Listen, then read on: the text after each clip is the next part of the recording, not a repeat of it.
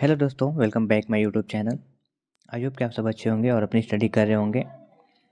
तो हम भी रेडी होकर सीधे आ गए हैं कोचिंग पर। कोचिंग पे आने के बाद ऐसे बाहर का आप मौसम देख सकते हैं। मतलब कि जितना ठंडा स्टार्टिंग में और मिड में नहीं पड़ा, वो लास्ट में ठंडा पड़ रहा है। और अभी बाहर बहुत ही ज़्यादा कोहरा है और पानी भी ऐसे बर्फ़ जैसा हो रहा है। और बाइक चलाने में तो पूरा हाथ ऐसे लग रहा है कि मतलब एकदम जाम हो गया है।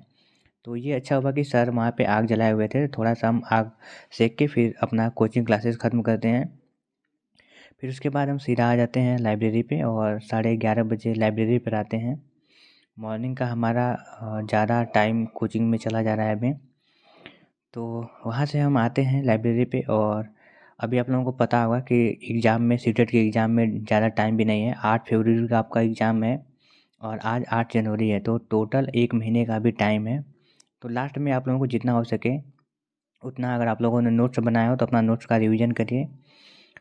डेली का मॉक टेस्ट अगर चाहते हैं तो डेली का मॉक टेस्ट दीजिए, नहीं तो 2 दिन पे अगर आप लोग मतलब स्कोर अगर अच्छा ठीक-ठाक आ रहा है काम पर, जैसे कि 100 के आसपास स्कोर आ रहा है, तो अपना एक-एक दिन गैप करके दीजिए। अगर आप लोगों का जैसे कि लेक्चर वगैरह छूटा हुआ है, तो लेक्चर वगैरह अपना कंप्लीट कर लीजिए, ताकि अगर आप लोग क्वेश्चन को सॉल्व भी तभी करेंगे जब आप लोगों को कुछ आइडिया रहेगा, आप लोग पढ़े रहेंगे थ्योरी तभी। तो मैं भी अपना पहले स्टार्टिंग कर रहा हूँ सीडीपी से। सीडीपी में मैं जीन पियाजे का रिवीजन करूँगा, उसके बाद वायरगस्की करेंगे और फिर उसके बाद कोहल वर्ग का भी करेंगे। अगर आप टाइम जैसे कि अगर मैनेज हो जाएगा, जल्दी कर लेंगे, तो हम 3 वैज्ञानिक आज करेंगे। और यही 4-5 वैज्ञानिक हैं जिनका क्वेश्चन ज़्यादातर देखने को मिलता है और उतना इनमें जैसे कि उनका लेवल जो है वो उतना हार्ड भी नहीं है। अगर आप लोग, यही है कि इसका रिवीजन जैसे कि आप लोग सीडीपी अगर पढ़ रहे हैं तो उसको समझिए आप लोग कि उसमें उसका डेफिनेशन क्या है, उसकी परिभाषा उन्होंने क्या दिया है। जैसे जीन पियाजे ने अपना डेफिनेशन क्या दिया है, उनकी परिभाषा क्या है, तो उनका पढ़िए। उनके जो 4 उन्होंने अपना दिए थे सिद्धांत, उन चारों सिद्धांत से ही क्वेश्चन आता है।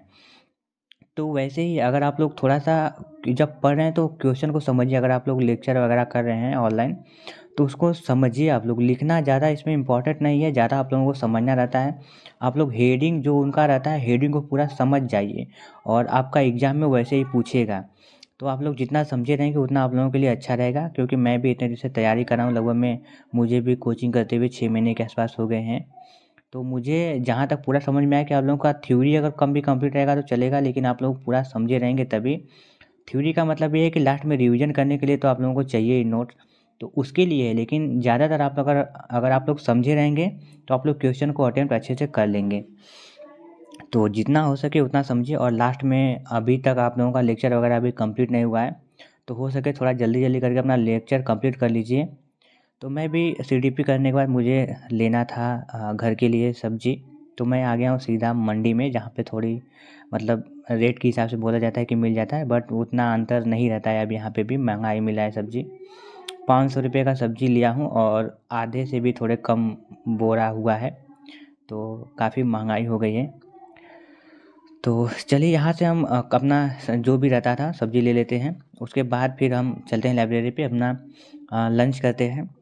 लंच करने के बाद फिर से हम स्टार्ट करते हैं। तो सीडीपी में मैंने अपना 3 ठो टॉपिक ख़त्म कर लिया था। तो अभी हम स्टार्ट करेंगे ईवीएस को करना। तो अभी हम चलेंगे और ईवीएस को स्टार्ट करेंगे। तो मेरा ये तो मोटा नोट्स है, तो मैं इसी पे अपना ईवीएस और सीडीपी दोनों बना दिया हूँ। उस साइड में अपना सीडीपी लिखना हूँ और इस साइड मेरा ईवीएस रहता है।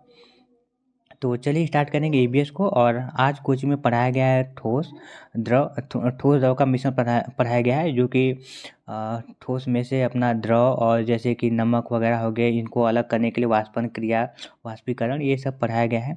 तो इनको भी देख लेते हैं। ऐसा तो मुझे क्वेश्चन अभी दिखा नहीं है, मैंने ज़्यादातर टेस्ट भी नहीं दिया है अभी तक। मैंने सिर्फ अभी तक पूरा कंप्लीट एक टेस्ट दिया है। बाकी मैंने बुक से दिया है, सेक्शनल मुक दिया था कुछ, 2-3 ही बस सेक्शनल बुक दिया था। बाकी मॉक टेस्ट अभी नहीं दे रहा हूँ, क्योंकि मॉक टेस्ट में मतलब 2.5 घंटा टाइम लगता है। 2.5 घंटे का मॉक टेस्ट है, इसलिए मतलब मन ही नहीं करता है कि मॉक टेस्ट दें। क्योंकि उतना में तो काफ़ी ज़्यादा रिवीजन पढ़ लेंगे ऐसे ही करके, लेकिन ऐसे नहीं करना है। मॉक टेस्ट देंगे तो आप लोगों के लिए अच्छा ही रहेगा। तो अगर मॉक टेस्ट आप लोगों का देने का मन नहीं कर रहा है, तो आप लोग स्टार्टिंग में ही जब भी पढ़ाई स्टार्ट करने जाते हैं, तो थोड़ा सा बैठिए, अपना थोड़ा मोड़ा अगर रिवीजन करना तो करिए, नहीं तो स्टार्टिंग में ही मॉक टेस्ट दे दीजिए।